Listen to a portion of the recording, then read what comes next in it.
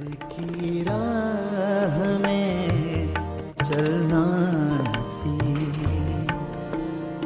प्यार की राह में चलना सी. I'm sure you guys recognize that immediately. It is probably one of the most well executed controversial campaigns in India. The Men Will Be Men campaign. Loyalists love the ads, while others think they are blatantly objectifying women. Well, they say there's no such thing as bad publicity. It's a simple fact that controversy turns heads. It grabs people's attention and practically demands that they give it their time. Of course, controversy can deeply offend some people or inspire them to think more deeply about a topic. Either way, it always gets people to stop what they're doing long enough to sit up and take notice. Now, exactly what is controversial advertising? It is often referred to as shock advertising. It's basically a tactic whereby a brand intentionally offends or surprises the audience. Here, the aim is to generate debate and discussion and subsequent buzz around the brand. Yeah, I think you are right. I think there are a couple of reasons why brands get into controversial ads. Consumers, on an average, they are exposed to around 4,000 ads per day, and it is hard for them to remember exactly which brand is associated with which ad. Now, controversial advertising, it is an age-old technique that is used to get noticed in the clutter. It captures people's attention by exposing them to shocking content and prompts them to engage with the ad. It gets the viewer to take time to comprehend the message, enhancing retention, which may end up influencing purchase behavior. So, generally speaking, there are two types of controversial ads. The first is where you create a controversial ad knowing full well that the topic is controversial, and audience reaction may sway any side. In such a case, the brand's objective is to get people talking. Whether good or bad, it's depending on the ad. In a paper by Lavage and Steiner, they talk about the hierarchy of effects model, saying that an ad impacts viewers across three states. The first is cognitive, which is knowledge and awareness. Second is affective, which is liking and preferences. And the third is cognitive, which is conviction and purchase. Controversial ads affect both cognitive and affective state to some extent. Such advertising can create a brand image. For example, PETA has been well known for their controversial ads. During the pandemic, they literally came up with an ad where the content read, "Tofu never caused a pandemic." Now that may be completely true, but it comes off tone deaf and ends up dividing people. But this is exactly what PETA wants. They want people to talk about their ads and then talk about their mission. But continuously using controversial ads such as the PETA ones usually end up tainting your brand image. You may get temporary results, but at what cost? In a study, it was found that even though people may find the commercials more appealing and interesting, it didn't affect their purchase intention. So now the second type of controversial ads is where a company thinks everything is hunky-dory and suddenly they are in the middle of a controversy. For instance, Pepsi's Black Lives Matter ad with Kendall Jenner in it. Now the question is, how did no one in the marketing department realize that something was really wrong?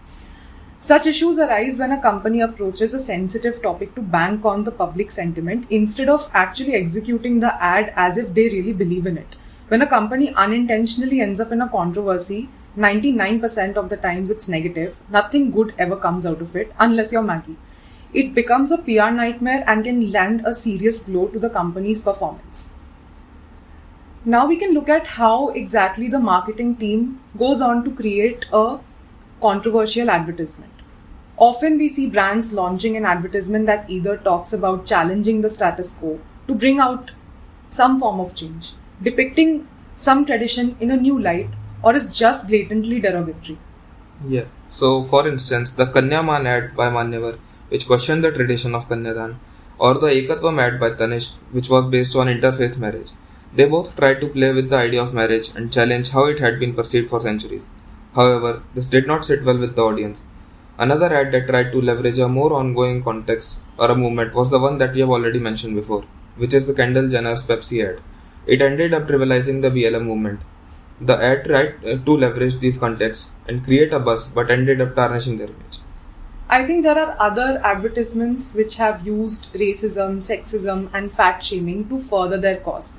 Some may have done it without thinking it through, such as H&M choosing an African origin boy to sport a coolest monkey in the jungle green hoodie, or even Jack and Jones's Ranveer Singh advertisement which shows him carrying his co-worker, which of course happens to be a woman, with the quote, "Carry your work home."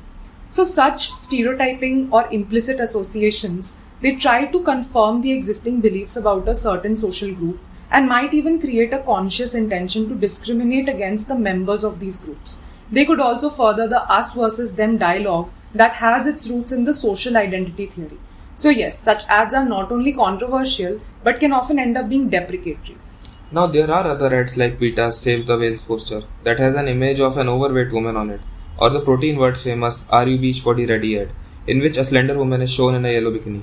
These kind of ads they straight up went for body shaming.